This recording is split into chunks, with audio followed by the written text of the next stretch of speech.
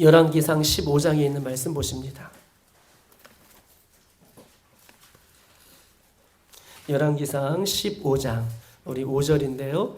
제가 가지고 있는 구약성경 541쪽입니다.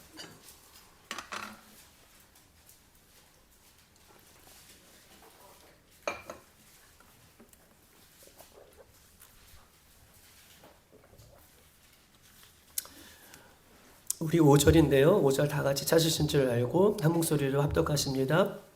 시작. 이는 다윗의 햇사람 우리아의 일 외에는 평생에 여호와 보시기에 정직하게 행하고 자기에게 명령하신 모든 일을 어기지 아니하였습니다. 아멘. 한 번 더 읽겠습니다. 시작. 이는 다윗의 햇사람 우리아의 일 외에는 평생에 여호와 보시기에 정직하게 행하고 자기에게 명령하신 모든 일을 어기지 아니하였습니다. 아멘. 오늘 말씀의 제목은 후회와 회개, 이 두 가지를 가지고 오늘 말씀의 은혜를 함께 나눠보도록 시간을 갖겠습니다. 사람은 늘 과거를 돌아보며 후회하는 그런 모습이 사람 가운데 있어. 사람은 늘 과거를 돌아보며 사람의 인생은 후회를 한다라고 얘기해요. 내가 왜 그렇게 살았을까? 내가 왜 그런 말을 했을까? 내가 왜 그런 행동을 했을까?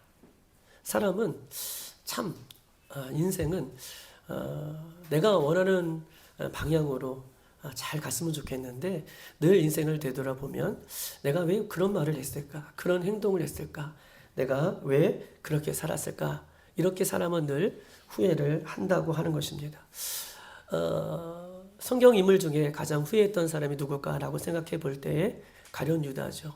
가룟 유다는 예수님의 12제자였어요. 그리고 예수님으로부터 신임을 받아 돈꾀를 맡아 감당할 정도로 신임을 받은 제자였습니다. 그리고 결국은 그렇게 신임을 받았지만 사랑하는 예수님을 또 예수님으로부터 직접 말씀을 들었음에도 불구하고 가룟 유다는 예수님을 은 30냥에 팔아 넘기는 그런 인생의 가장 비참한 그런 모습이 그에게 있었고 그 모습을 후회했던 이 가룟 유다는 자신의 인생을 자살로 마감하는 그런 안타까운 모습을 우리는 성경을 잘 알고 있는 것입니다. 사랑하는 여러분, 예수님으로부터 수많은 무리들 가운데에 12제로 뽑힌 것은 큰 은혜죠. 수많은 무리들이 예수님을 따라다녔어요. 수많은 사람들이 예수님이 가는 곳마다 함께 했습니다. 그런데 그곳에서 12명이 뽑혔다는 것은 큰 은혜죠. 12명이 뽑혔다. 또한 예수님과 함께 계시면서도 제자들 중에 12명의 제자들 중에서도 예수님 앞에 어떤 특별한 임무를 부여받았다는 것은 예수님의 신임을 받았다는 거예요. 예수님께서 12제자 가운데에도 가룟 유다는 돈을 맡아서 그 재정을 감당할 수 있을 정도로 제자들 중에서도 예수님은 이 가룟 유다를 신뢰했습니다. 또한 가룟 유다는 3년 반 동안 예수님을 따라다니면서 예수님으로부터 직접 말씀을 들었어요. 직접 기적을 보았고요. 직접 천국에 대한 말씀도 들었고 은혜가 어떤 것인지를 배웠습니다. 십자가를 들었고 복음을 들었어요. 그럼에도 불구하고 그는요 예수님을 은 30냥에 예수님을 팔아넘기고 난 이후에 그의 인생은 기뻐하지 않았어요. 후회했어요. 그래서 다시 그 은 30냥을 누구에게 갖다 줘요? 후회했기 때문에 다시 대제사장들에게 그 은 30냥을 도로 갖다 준 모습을 우리는 잘 알고 있어요. 은 30냥을 도로 갖다 줬다라고 하는 것은 그 자신이 어떻게 해요? 후회했다는 것을 이야기를 하고 있는 거예요. 후회의 결과가 자신의 인생을 자기 스스로 끊는 그런 모습을 그 가룟 유다의 인생을 통해서 우리는 보게 되는 것입니다. 사랑하는 여러분, 후회는요 사람에게 아무 소용이 없어요. 후회라는 것은 사람에게 아무 소용이 없다. 후회는 우리의 마음과 우리의 몸을 상하게 할 뿐이다 라고 얘기할 수 있는 것입니다. 후회는 우리의 마음과 우리의 몸을 상하게 하는 요인이에요. 후회는요. 어떤 사람은요, 결혼하고도 후회하는 사람이 있어요. 내가 왜 저 남편을 만났지? 내가 왜 저 아내를 만났지? 여러분, 후회한들 그것을 뒤로 물러설 수가 없어요. 후회한들 그것을 뒤로 물을 수가 없는 것입니다. 여러분, 결혼 생활에서 후회하는 남편과 아내가 제일 저는 부끄럽다고 생각해요. 왜냐하면 그 부모가 후회하는 모습을 통해서 누가 상처를 받는 거예요? 그렇죠. 그 부모 밑에 아이들은 상처를 받아요. 제 남편을 내가 잘못 만났어. 내 아내를 내가 잘못 만났어. 후회하면 후회할수록 그 부모 밑에 아이들은 상처를 받고 불안해한다는 거예요.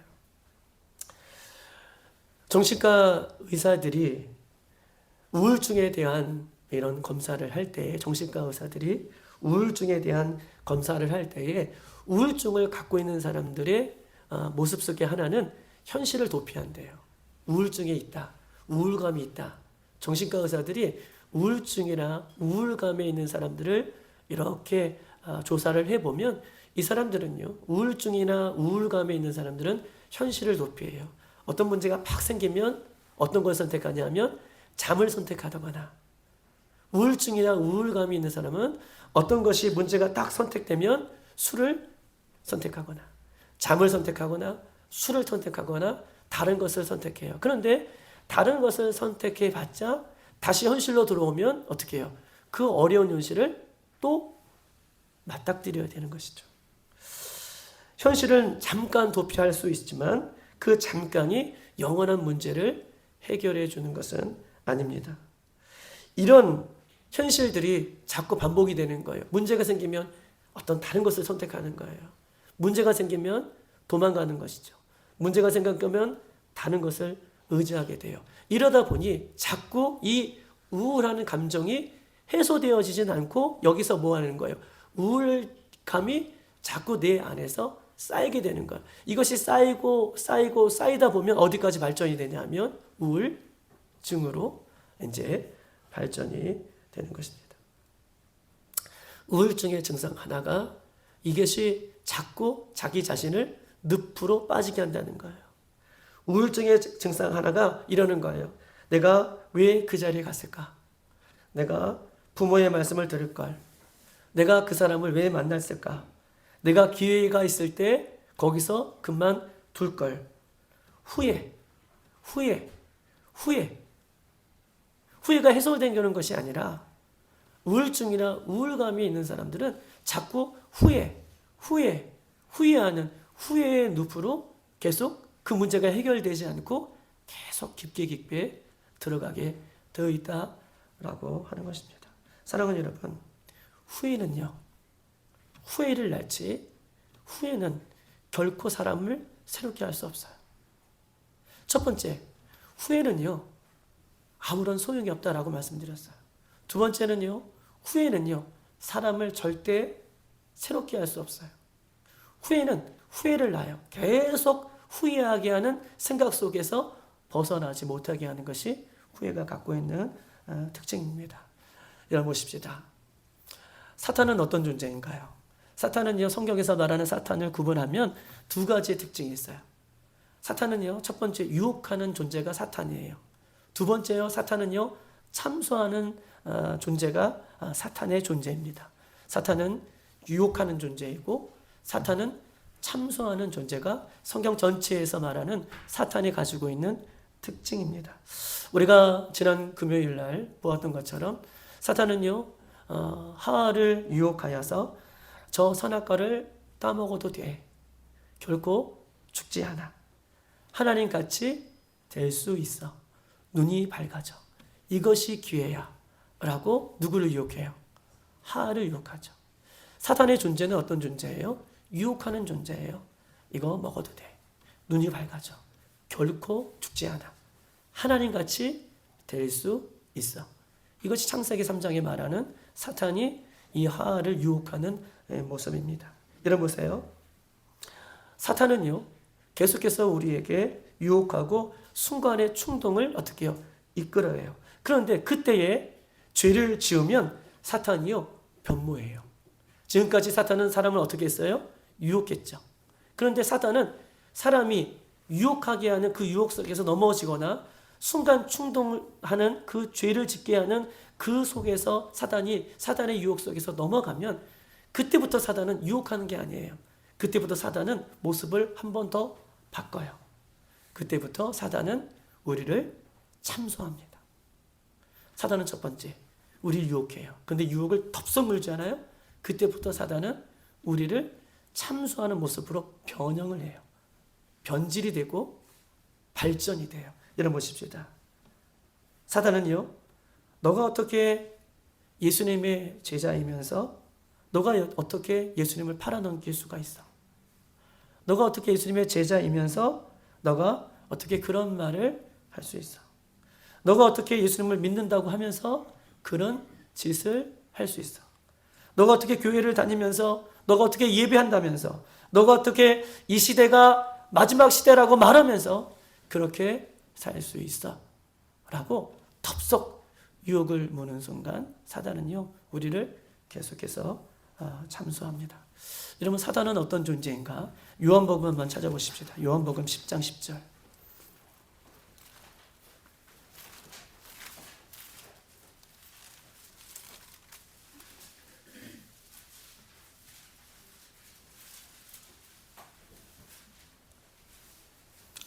요한복음 10장 10절 163쪽에 있습니다. 다 같이 시작. 도둑이 오는 것은 도둑질하고 죽이고 멸망시키려는 것뿐이요 내가 온 것은 양으로 생명을 얻게 하고 더 풍성히 얻게 하렴이라 라고 얘기해요. 여러분, 이 도둑이라는 것은 어떻게 해요? 이 사단을 대변하는 그런 말 속에 하나님 예수님께서 말씀하고 계셔요. 도둑이 오는 것은, 사단이 오는 것은 세 가지죠. 도둑질하는 거예요. 그 다음에 멸망시키는 것이라고 얘기하고 있고 또 죽이려고 오는 것이다. 세 가지예요. 도둑은 도둑질하고 죽이고 멸망시키려 오는 존재예요. 여러분 또 한번 보십시다. 8장 요한복음 8장 44절. 요한복음 8장 44절.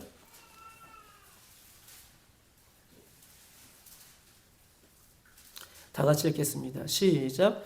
너희는 너희의 아비 마귀에게 났으니 너희의 아비의 욕심대로 너희도 행하고자 하느니라. 그는 처음부터 살인하는 자요 진리가 그 속에 없으므로 진리에 서지 못하고 거짓을 말할 때마다 제 것으로 말하나니 이는 그가 거짓말하는 쟁이요 거짓의 아비가 되었다.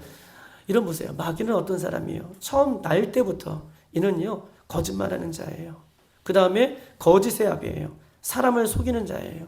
사단은요 유혹해서 사람을 속이고 사람을 넘어뜨리게 하는 살인자요 죽이는 자요 멸망케 하는 자라고 성경은 우리에게 정확하게 이야기를 하고 있는 것입니다.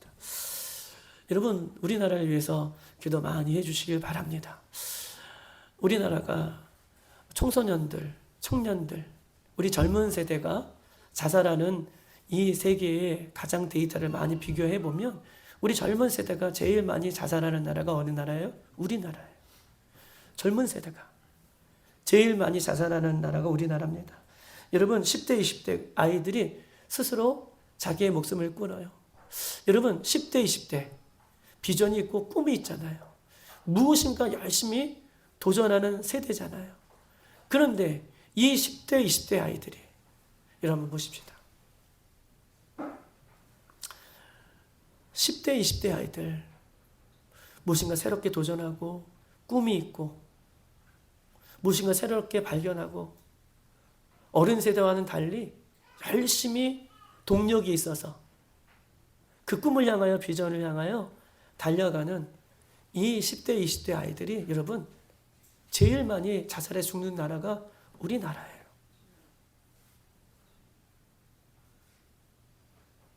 왜 그렇습니까? 사단은요 오늘 요한복음 10장에도 요한복음 8장에도 속이는 자예요. 멸망케 하는 자예요. 죽이는 자예요. 참소하는 자예요. 여러분 요즘 매스컴에서 얼마나 많은 암울한 이야기들이 너무나 많습니다.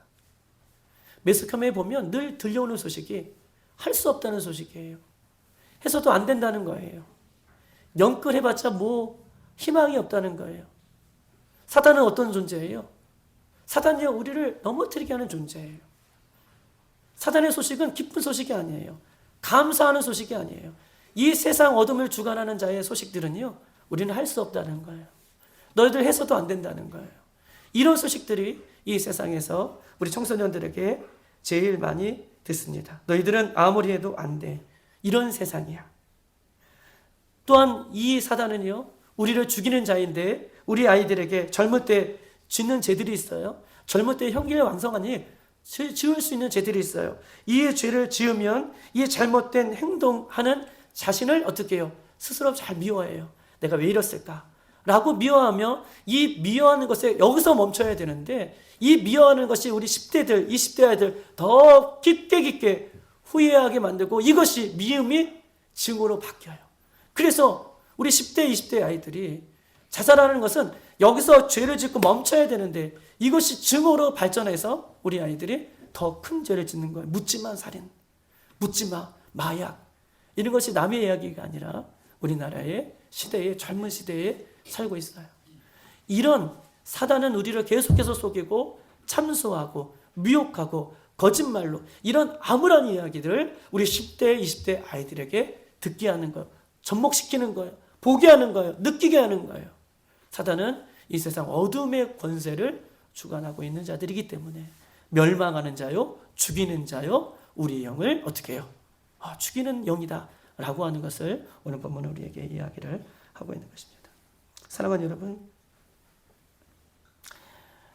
후회는요, 사람을 절대로 새롭게 할 수 없습니다. 후회는 아무리 많이 해봤자 지나간 시간을 되돌려 보낼 수 없습니다. 그러나요, 회개는 달라요. 후회는요, 지나간 시간을 돌릴 수 없고 지나간 잘못을 다시 수정할 수 없지만 회개는 달라요. 회개는요, 후회하는 것 같이 자기의 잘못을 안타깝게 생각하고 지난 과거에 대한 잘못을 눈물을 흘리는 것은 후회하고 똑같지만 회개는요, 나를 용서해 주시는 예수님 앞으로 나가는 거예요. 회개는요, 나를 용서해 주실 수 있는 예수님의 은혜를 구하는 거예요. 이것이 회개예요. 후회도 자기의 지난 과거를 슬퍼하며 지난 과거의 잘못 때문에 눈물을 흘리는 것은 회개하고 같지만 후회는 후회를 낳고 후회는 생명이었고 후회는 능력이었고 후회는 아무것도 아니에요. 후회는 후회하면 후회할수록 후회의 깊은 늪으로 들어가게 만드는 것이 후회이지만 회개는요, 나를 용서해 줄 수 있는 예수님 앞으로 나가는 거예요.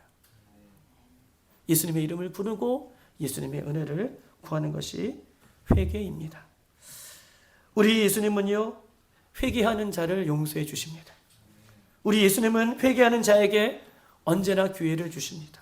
우리 예수님은 회개하면 다시 우리에게 새롭게 일어날 수 있는 힘을 주시는 분이 우리 예수님이에요. 이것이 회개의 능력이에요. 회개는 이런 능력이 있음을 우리에게 이야기하고 있는 것이죠. 사랑하는 여러분, 성경의 많은 인물들 중에 특별히 하나님의 마음을 기쁘시게 했던 사람은 없어요. 하나님의 마음을 기쁘시게 했던 인물은 구약 성경에도 신약 성경에도 없습니다. 그럼에도 불구하고 오늘 열왕기상 15장에는 다윗은요, 하나님을 바라볼 때의 왕이지만 그 하나님을 생각하는 마음이 하나님 보시기에 전심이었어요. 전심. 솔로몬은 반심. 우리가 성경 공부할 때 솔로몬은 반심, 사울은 무심이었어요. 우리는 그렇게 공부해요. 우리가 여러분 성경의 파노라마나 우리 이해실 선교사 이해실 사모님인가요? 무슨 책을 썼죠? 구약 신약 그 뭐예요? 지금 생각이 안 나는데 이해실 사모님이 쓴 책이 하여튼간 있어요. 그 성경 공부 교재이기도 한데 거기에서 보면 이 구약의 파노라마라고 공부할 때 보면 다윗은 하나님을 향해 전심이라고 표현해요. 그리고 솔로몬은 하나님을 향해 반심이라고 표현하고 그 다음에 사울은 하나님 앞에 무심이었대요.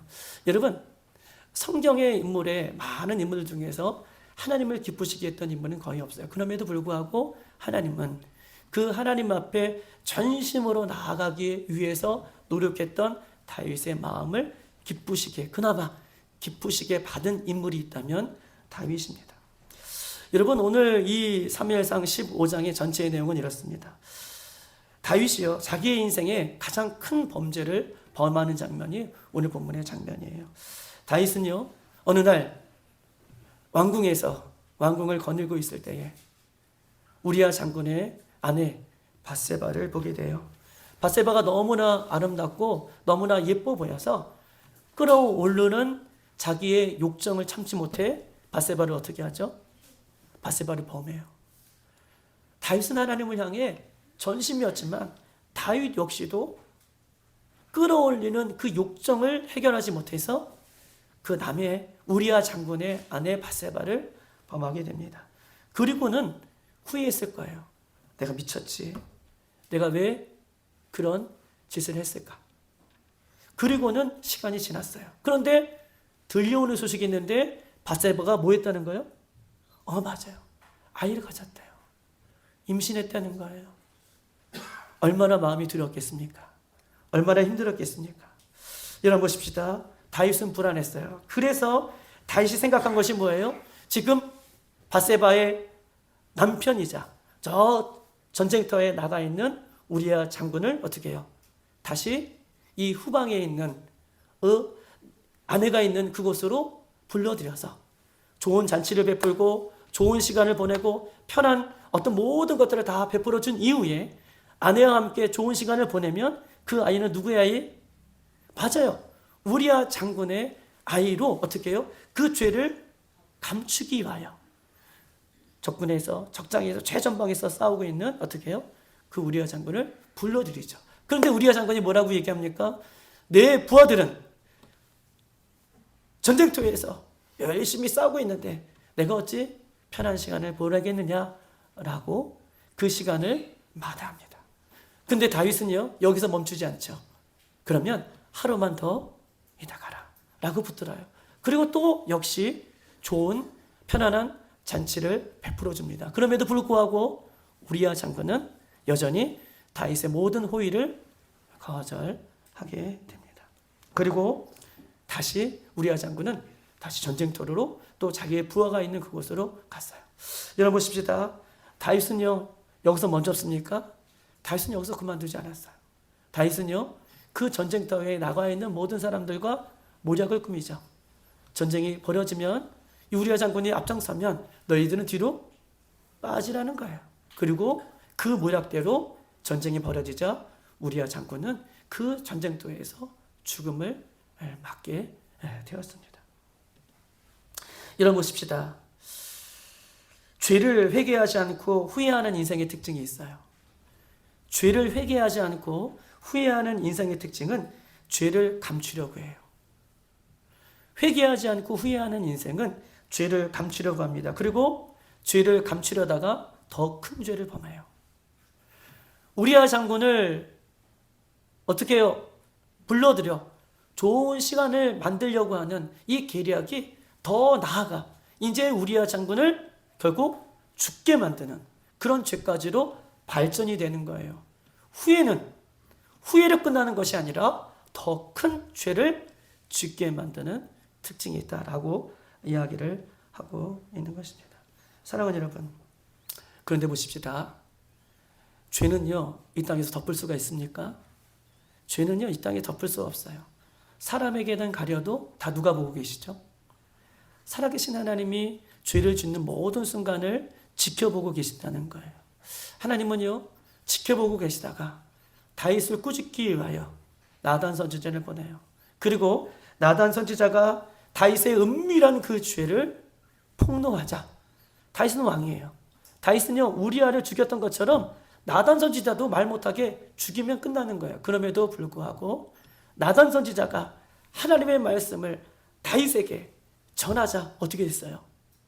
다윗은요, 그 자리에 바짝 엎드려요. 하나님, 용서해달라고. 제가 잘못했다고.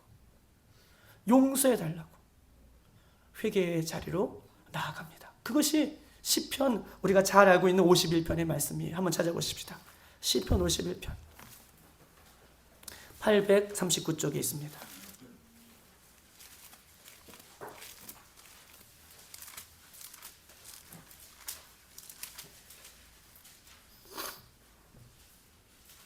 (7절부터) (10절까지만) 읽겠습니다. 이때에 다윗이 고백했던 이 고백이 시편 51편의 고백이에요.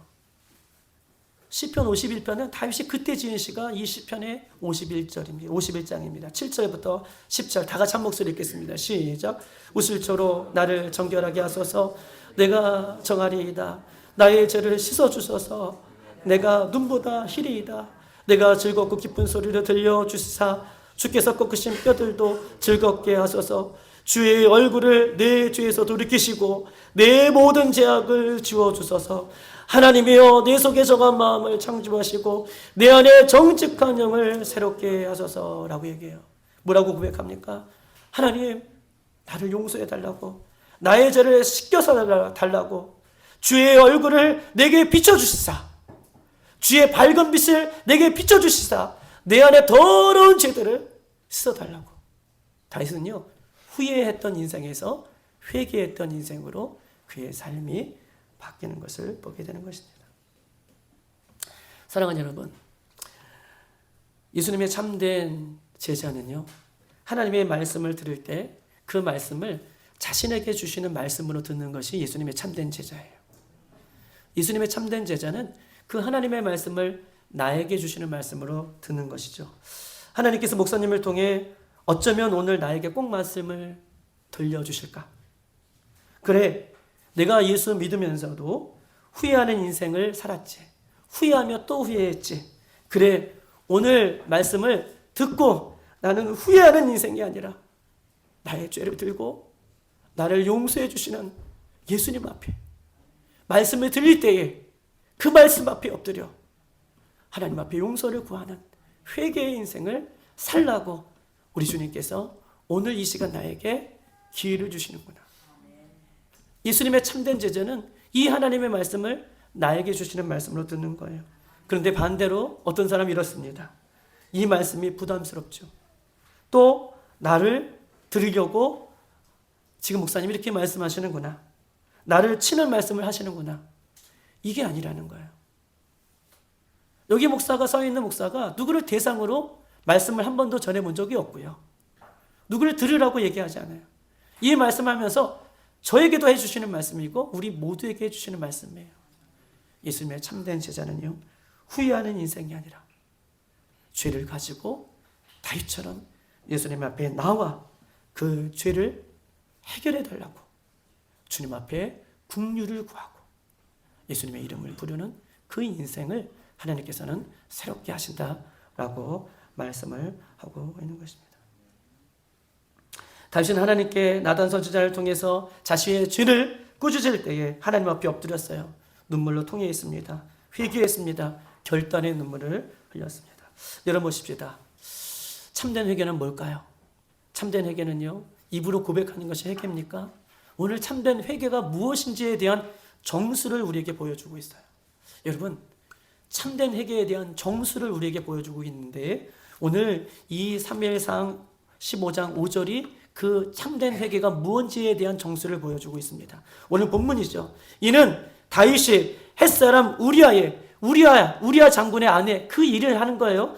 우리아 장군의 햇사람 우리아의 일 외에는 평생에 여호와 보시기에 정직하게 행하고 자기에게 명령하신 모든 일을 어기지 아니하였다. 여러분, 다윗은요, 우리아를 죽이고 밧세바를 범하는 일, 이것을 회개하고 난 이후에는 평생에, 남은 인생 평생에 하나님 앞에 정직하게 살았대요. 하나님 말씀에 순종하게 살았대요. 여러분, 이게 회개입니다. 회개가 뭐냐라고 한다면 이게 회개예요. 회개는 무엇입니까? 회개는요, 아예 길을 바꾸는 것이 회개입니다. 서쪽으로 가는 사람이 180도 돌려 동쪽으로 가는 것이 회개예요. 회개는요, 말이 아니라 행동으로 이어지는 것이 회개예요. 후회는요, 말로 끝나요. 후회는 말로 끝납니다. 내가 왜 이렇게, 내가 이런 행동을, 내가 왜 이렇게 했을까? 후회는 말로 끝나요. 그리고 그 말은 더 큰 죄를 낳게 되는 거예요. 그런데 회개는요, 말이 아니라 행동으로 이어져요. 하나님 앞에 51장, 시편 51장, 하나님 앞에 용서를 구하고 회개를 구한 이후에 오늘 열왕기상 15장 5절에는요, 그 이후에 회개한 이후에 다윗은 하나님 앞에 남은 평생 정직하게 살았다. 그리고 하나님 말씀을 지켰다라고 본문은 우리에게 이야기를 하고 있는 것입니다. 우리 한번 말씀을 한번 찾아보십시다. 누가복음에 있는 말씀이에요. 누가복음 24장.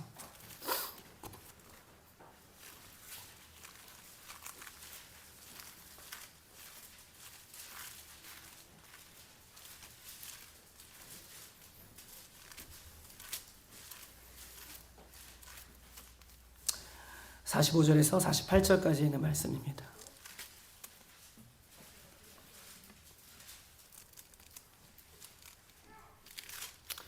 누가복음 24장 45절에서 48절까지 내가 한 목소리로 우리 48절까지 읽겠습니다. 시작. 이에 그들이 마음을 열어 성령을 깨닫게 하시고 또 이르시되 이와 같이 그리스도가 고난을 받고 제3일에 죽은 자 가운데서 살아난 것 같과 또 그의 이름으로 제사함을 받게 하는 회개가 예루살렘에서 시작하여 모든 족속에게 전파된 것이 기록되었으되 너희는 이 모든 일의 증인이라. 너희는 이 모든 일의 증인이래요. 예수님께서 직접 말씀하셨어요. 어떻게 말씀하시냐 하면 오늘 본문에 보면 46절부터 이와 같이 그리스도께서 고난을 받고 제3일에 죽은 자 가운데 살아나셨다. 이 얘기를 이 예수님의 제자들이 예수님으로부터 직접 들었어요. 근데 깨닫지 못해요. 왜 깨닫지 못하냐 하면 45절 성령의 깨달음이 이들에게 아직 없었기 때문에 그래요. 그래서 기도할 때마다 우리가 지난주에 말씀드렸던 것처럼 성령님 주의 말씀을 깨닫게 여러분 일찍 오셔서 기도해라 라고 말씀드렸죠. 주의 성령이 말씀을 깨닫게 해주실 때야 우리가 이 말씀을 깨달을 수 있어요. 어쨌든 예수님께서 제자들에게 주의 성령으로 말씀을 깨달으라 라고 말씀하시면서 첫 번째 말씀하신 것은 예수님의 죽음과 부활이에요. 예수님의 죽음과 부활에 대해서 아무리 예수님께서 제자들에게 말씀해 주셔도 그 의미를 예수님의 제자들에게 알 수 없었어요. 두 번째, 예수님께서 하고 싶어하는 이야기는 47절이에요. 또 그의 이름으로, 누구의 이름이에요? 예수님의 이름이죠. 맞아요, 장로님. 예수님의 이름으로 제사함을 받게 하는 뭐예요? 회개가. 예수님의 이름으로 죄사함을 받게 하는 회개가 있다는 거예요. 우리가 회개한다고 해서 다 죄사함을 받는 게 아니에요. 예수님의 이름으로 죄사함을 받는 회개가 있다는 것을 어떻게 해요? 예수님의 제자들에게 예수님이 직접 말씀해 주시면서 이 말씀하신 것이 너희들에게 증인이다. 내가 너희들에게 말을 했으니 이 말한 것 너희들 들었지. 너희들이 증인이다 라고 이 두 가지를 얘기해요. 첫 번째는요, 예수님의 죽음과 부활이에요. 두 번째는요, 회개가 있는데 죄사함의 회개가 있다는 것을 얘기해요. 죄사함의 회개가 있다. 자, 47절. 그의 이름으로 죄사함을 받게 하는 회개가. 예수님의 이름으로 죄사함을 받게 하는 회개가 있다라고 이야기를 하고 있는 것입니다. 우리는요, 일반적으로 회개하면 어떻게 생각해요? 우리가 회개했다라고 하면 내가 죄가 사해졌다라고 생각을 해요. 그렇죠? 우리는 일반적으로 회개했다. 일반적이에요. 일반적으로 우리가 생각하는 것은 회개했다라고 하면 우리 죄가 사해졌다라고 합니다. 그런데 오늘 누가복음 24장에는요. 예수님께서 제자들에게 그의 이름으로 죄사함을 받는 회개가 있대요. 즉 죄사함을 받지 못하는 회개가 있다는 것을 강조하는 것이죠. 예수님의 이름으로 죄사함을 받는 회개가 있으면 우리가 일반적으로 회개했다라고 하면서 죄사함을 받지 못하는 회개도 있다는 것을 강조하고 있는 것입니다. 여러분 어렵지 않은지 결론을 지으려고 해요. 자, 한번 들어보십시다. 예수님이 두 가지를 강조했어요. 예수님의 죽음과 부활에 대해서 강조하셨고 예수님 제자들에게 성령으로 너희들 깨달아라. 야, 죄사함을 받는 회개가 있다. 예수님의 이름으로 죄사함을 받는 회개. 그렇다면 우리는 회개라고 하면 당연히 회개했다라고 하면 내가 죄를 사함받았다고 생각해요. 그런데 예수님은 죄사함으로 받는 내 이름으로 죄사함을 받는 회개를 강조한다는 것은 내가 회개했음에도 불구하고 죄사함으로 연결되지 못하는 회개가 있다는 것을 오늘 본문은 우리에게 강조하고 있는 것입니다. 여러분, 나는 회개했습니다. 나는 회개했어요. 그렇게 철떡같이 믿었는데 죄사함을 받지 못하는 회개가 있다라고 한다는 것은 너무나 아찔한 얘기예요. 죄사함을 받지 못하면 어디와 연결되는 거예요? 그렇죠. 천국과 연결되는 문제예요. 지옥과 연결되는 문제이기 때문에 두렵습니다. 회개했다라고 하지만 죄사함을 받지 못하는 회개는 너무나 그 결과가 끔찍하기 때문에 여러분의 말씀을 못 드리는 것입니다. 여러분 보십시다. 고린도 후서에 있는 말씀 찾아볼까요? 고린도 후서 293쪽에 있어요. 고린도 후서 7장 10절.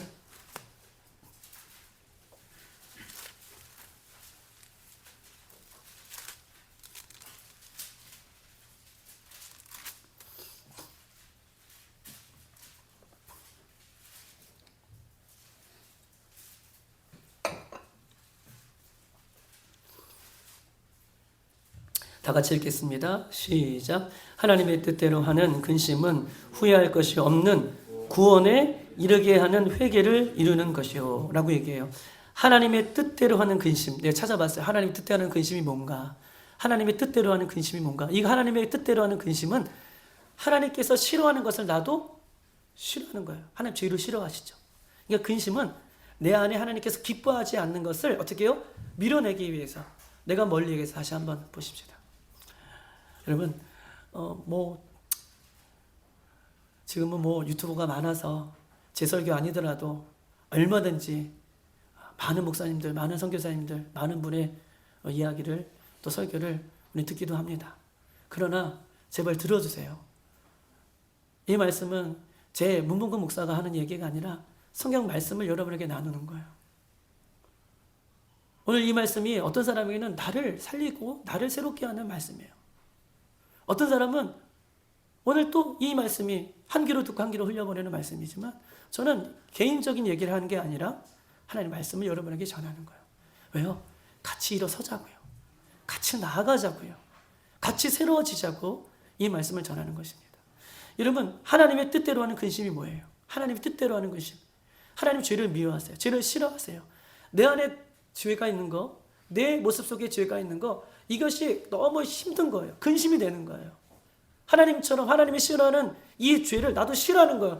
이 죄를 싫어하는 근심이 있기 때문에 보세요. 후회하기도 하지만 보세요. 오늘 본문에 보면 10절에 하나님의 뜻대로 하는 근심은 그런 모습들은 후회할 것이 없는 구원에 이르게 하는 회개로 이루어지는 것이다. 회개를 강조하면서 구원에 이르는 회개라고 오늘 이 바울도 이야기하고 있어요.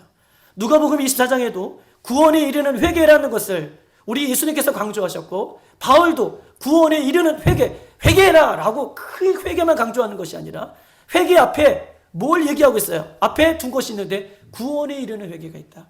구원에 이르는 회개가 있으면 구원에 이르지 못하는 회개도 있다는 것을 계속해서 강조하고 있는 것입니다. 만약 성도들의 회개가 죄사함을 받지 못하는 회개, 구원에 이르지 못하는 회개라면 여러분 얼마나 우리가 묶었습니까? 그러면 죄사함을 받는 회개, 구원에 이르는 회개는 무엇인가? 우리 한번 5개의 말씀 한번 찾아볼 거예요. 여기서 여러분 찾으시고 여러분 우리는 이렇게 해서 환경이 안 돼서 이것을 다 할 수 없으니 여러분 이해해 주세요. 한번 말씀 한번 찾아보십시다. 마태복음 6장이에요. 마태복음 6장.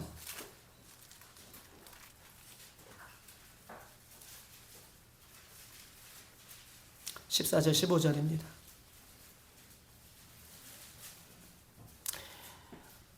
제가 가지고 있던 이 말씀을 우리 성막 세미나에서 그 목사님이 동일하게 얘기하시더라고요. 자, 6장 14절 15절 시작. 너희가 사람의 잘못을 용서하면 너희 하늘 아버지께서도 너희 잘못을 용서하시려니와 너희가 사람의 잘못을 용서하지 아니하면 너희 아버지께서도 너희 잘못을 용서하지 아니하시니라. 다시 오늘 본문에 보면 너희가 사람의 잘못을 용서하면 하나님께서 용서하실 것이고 너희가 사람의 잘못을 용서하지 아니하면 하나님께서 너희를 용서하지 않는다. 우리 마태복음 18장에 있는 말씀 찾아보십시다. 마태복음 18장 35절 뒤로 넘겨서 35절이에요.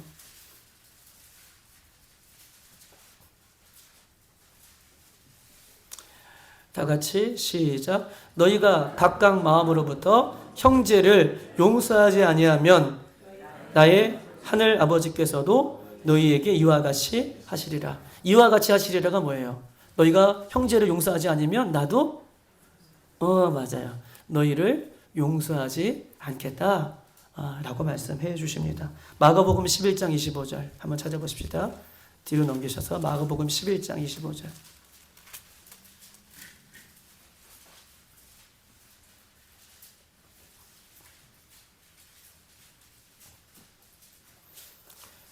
74쪽에 있습니다.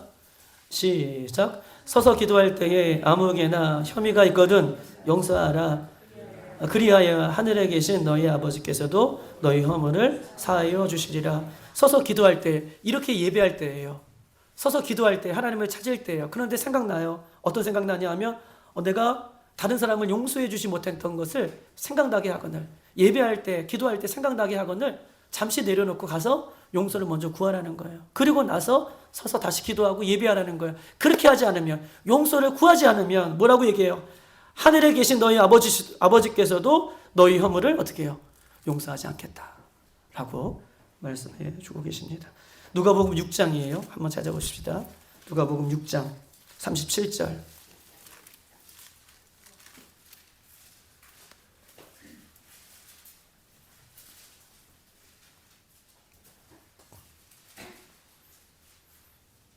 다 같이 시작. 비판하지 말라. 그래야하면 너희가 비판을 받을 것이요. 정죄하지 말라. 그래야하면 너희가 정죄를 받지 않을 것이요. 용서하라. 그러면 너희가 용서를 받을 것이요. 뭐예요? 용서해라. 그러면 너희가 하나님으로부터 용서를 받을 것이다. 라고 이야기하고 있습니다. 누가복음 마지막 11장 4절입니다. 누가복음 11장 4절.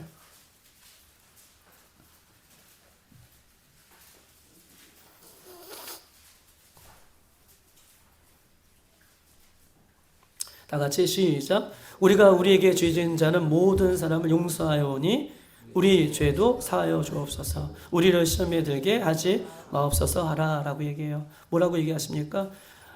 우리에게 지은 모든 이 죄를 지은 사람을 용서해 준 것 같이, 우리가 그렇게 준 것 같이 하나님도 우리의 죄를 용서해 달라고 이렇게 말씀하시는 장면이 누가복음 오늘 본문에 있는 말씀인 것이에요. 여러분 보세요. 용서는요, 회개는요, 오늘 구원에 이르는 회개, 하나님께서 용서해 주는 회개잖아요. 지금까지 마태복음, 누가복음까지 잘 찾았잖아요. 하나님이 용서해 주는 회개는요, 먼저 선행이 있어요. 사람에게 용서를 구하고, 사람에게 잘못을 구하고, 그 사람이 받아줄 때, 용서해 줄 때 어떻게 해요? 그 다음 와서 하나님 앞에 용서를 구하면 그것이 하나님께서도 용서해 주시는, 예수님께서도 용서해 주시는 이 관계가 오늘 성경은 우리에게 말씀하고 있는 것입니다. 그러면 어떤 분이 이렇게 얘기해요. 목사님, 용서가 너무 어렵지 않습니까? 목사님, 너무가 너무 엄격한 거 아닙니까? 용서가, 회개가 너무 힘든 게 아닙니까? 이렇게 말하는 분들이 있을 거예요. 그런데 보십시다. 회개는 여러분 또 다른 이야기 속에 우리가 회개를 할 수 있어요. 너무 어렵게 생각할 수도 있고 너무 힘들게 생각할 수 있고 그 기준이 너무 높다라고 생각할 수 있어요. 우리 마태복음 18장에 보면 한번 찾아보십시다. 마태복음 18장 마지막 장이에요. 마지막 찾는 거예요. 마태복음 18장 21절에서부터 보면 35절까지 마지막 절까지 있는 내용이에요. 베드로가 예수님 앞에 나왔습니다. 주여, 예수님, 형제가 내게 죄를 범하였다면 나는 몇 번이나 용서를 해줘야 됩니까? 라고 물어봐요. 예수님 뭐라고 얘기해 주세요? 몇 번 용서해 주라고 말씀하십니까? 내가 7번 용서를 할까요? 라고 베드로가 물어보니 예수님께서 맞아. 이른 것이 7번이라도 용서해 주라. 이 말씀은요, 용서를 계속 해주란 말이에요. 형제가 예수님 나에게 죄를 범하면 내가 7번은 완전 숫자잖아요. 내가 최선을 다하여 그들을 용서하겠습니다 라고 말씀해 주셨지만 예수님은 더 나아가 이른 것이 7번, 그의 모든 허물도 용서해 주라는 거예요. 그런데 보십시다. 그 예수님께서 이 이야기를 하시고 천국은 이렇게 이야기하고 있어요. 계속해서 말씀하십니다. 오늘 마태복음 18장에 보면 천국은 그 종들과 결산하러 오는 어떤 인구 같으니, 천국에 대해서 말씀하고 계세요. 여러분, 천국에 들어가는 얘기를 하세요. 천국은 어떤 종들과 결산하는 어떤 임금과 같으니, 결산할 때에 10,000달란트 빚진 자가 하나가 데려오는데, 여러분 40,000달란트는 얼마예요? 요즘 시대에 말하면 10조. 또 찾아보니까 30조로 또 계산하는 데도 있더라고요. 여러분 10조 30조. 여러분 10조 있으세요? 30조 없잖아요. 여러분 조 한번 가져본 적이 있으세요? 없잖아요. 여러분 10조 30조 그거 갚을 수 있어요? 40,000달란트 빚진 자를 그 임금이 데려와서 너 빚 갚아라. 도저히 갚을 수 없어요. 그랬더니 뭐라고 얘기합니까? 엎드려서, 그 종이에 엎드려서 참으소서, 난 갚을 수 없다라고 얘기해요. 불쌍히 여겨달라고, 그 빛을 탕감해달라고 얘기해요. 그때요, 종이 이렇게, 그 주인이 얘기해요. 이렇게 얘기합니다. 너 몸과 아내와 자식 모든 소유를 팔아서라도 이 빛을 갚아라 라고 얘기하지만 납작 엎드려서 내가 다 갚겠습니다. 그런데 날 용서해달라고, 저 할 수 없다라고 그 왕 앞에 철저하게 빌어요. 그리고 그 왕이 이 10,000달란트 빚진 자를 불쌍히 여겨주어서 어떻게 해요? 그 모든 빚을 어떻게 해줘요? 탕감해줘요. 그리고 집으로 돌아갑니다. 집으로 돌아가는데 그 동료를 만나요. 그 탕감받는 동료를 만나는데 동료는 어떤 동료냐면 자기에게 빚진 동료예요. 근데 100데나리온이에요. 100데나리온은 우리나라 환율로 계산하면 5만 원 정도 되는 거예요. 여러분 10조에서 30조를 탕감받았는데 5만 원 나에게 빚진 자가 왔습니다. 그런데 그 빚진 자가 그 동료가 친구예요. 그 친구를 보자마자 멱살을 잡고 어떻게 해요? 그 빚 5만 원 빨리 갚아라 라고 이렇게 해요. 그 빚진 동료가 내가 갚겠다. 내가 갚겠다. 용서해 달라고 이렇게 얘기할 때에 그 동료가 그 갚을 때까지 어떻게 해요? 그 5만 원 빚진 그 동료를 감옥에 집어넣습니다. 이것을 보고 있는 주위의 동료들이요, 너무나 딱하여서 이 이야기를 그 임금에게, 주인에게 이야기합니다.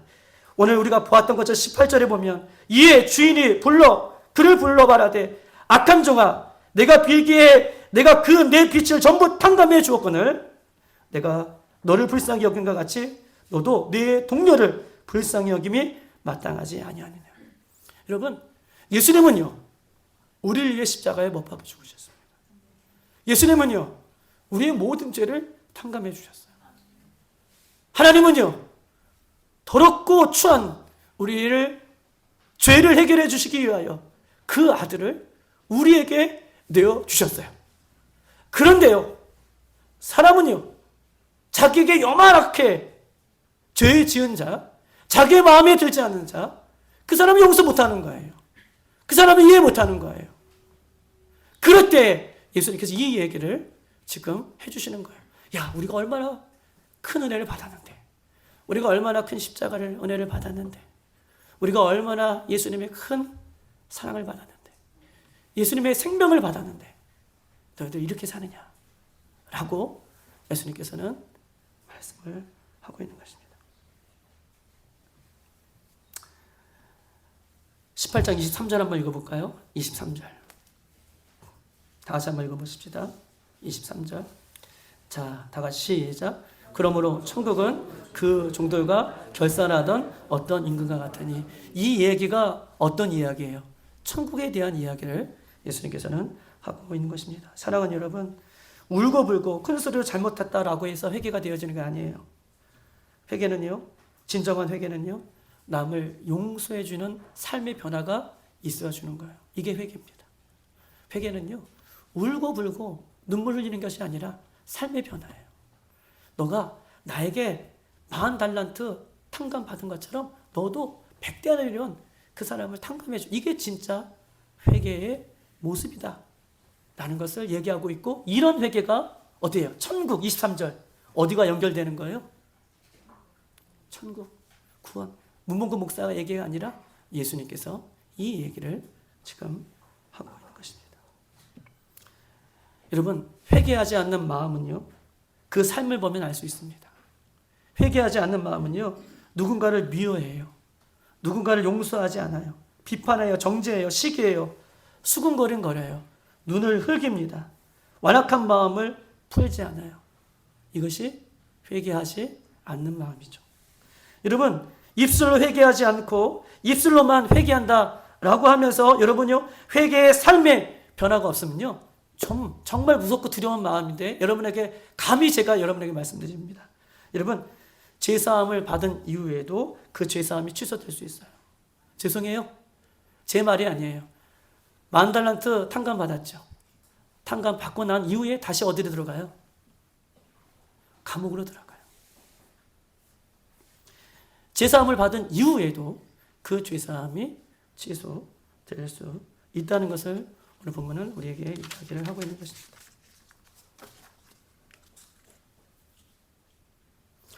회개, 죄사함을 받는 회개란 삶의 변화로 나타나는 것입니다. 단회적이고 일시적인 어떤 가슴이 뜨거워서 고백하는 회개가 아니라 삶의 변화를 일으킬 수 있는 회개. 회개에 합당한 열매를 거둘 수 있는 회개. 이것이 예수님이 말하는 진정한 회개의 모습인 것입니다. 요즘 믿는 사람이든 믿지 않는 사람이든 이 세상을 보면서 세상이 말세다라고 얘기합니다. 여러분, 세상이 말세다라고 하면서 우리가 어찌 회개하지 않고 천국을 바라볼 수 있고 천국에 들어갈 수 있겠습니까? 사랑하는 여러분, 후회와 회개는 차이가 있어요. 회개는요, 나를 새롭게 하는 거예요. 회개는요, 나의 삶의 변화가 일어나는 것입니다. 후회는요, 자기의 과거에 매몰되어서 자꾸 다른 죄를 덮게 만들고 또 다른 죄를 짓게 만드는 원인이 후회예요. 회개는요, 나의 삶의 변화를 새롭게 하는 능력이 회개예요. 사랑하는 여러분, 어떻게 회개할 수 있습니까? 누가복음 15장에는요, 둘째 창자가 둘째 아들이 세상에서 허랑방탕하게 살다가도 아버지를 생각하여 자신의 삶의 모든 것을 내려놓고 그 아버지를 향하여 돌아갈 때에 그 아버지는 오늘도 저 동구밭에서 아들이 올 것을 기다리고 두 손 벌리고 있다가 너덜너덜 걸어온 그 아들을 맞이할 때에 내 아들하고 불러줘요. 누가복음 15장은 탕자를 내 아들이라고 불러줘요. 이 나쁜 놈아, 이 못된 놈아, 배신자야 부르는 것이 아니라 저기에서 걸어오는 내 아들을 내 아들아 라고 불러주고, 이미 준비했던 깨끗한 옷을 입히시고 이미 준비했던 아름다운 금가락지를 끼우고 사람들을 불러다가 살찐 송아지를 잡고 잔치를 베풀어 주시는 그 하나님 앞에 오늘도 우리가 눈을 돌려 주님 앞에 나아가 주님 앞에 회개하면 우리 주님은 언제든지 우리를 기쁨으로 두 손 벌려 우리를 맞이해 주는 거예요. 그리고 나서 진정 주님을 만났다면, 그 아버지를 만났다면 그후부터 이전의 삶이 아니라 이전의 삶을 똑같이 반복되어 사는 것이 아니라 그렇게 살다가도 다시 오늘도 나를 향해 두 손 벌리는 있는 그 아버지를 향해 달려나가는 것. 이것이 회개의 가장 큰 축복인 것입니다. 사랑하는 여러분, 예수님의 참된 제자는 어떤 것입니까? 예수님의 참된 제자는 후회하는 인생이 아니라 회개하는 인생이라는 것을 꼭 기억하셔서 날마다 주님 다시 오실 때까지 회개의 열매를 맺는 우리들이 되기를 주님의 이름으로 축복합니다. 이 시간 다 같이 한번 기도하겠습니다.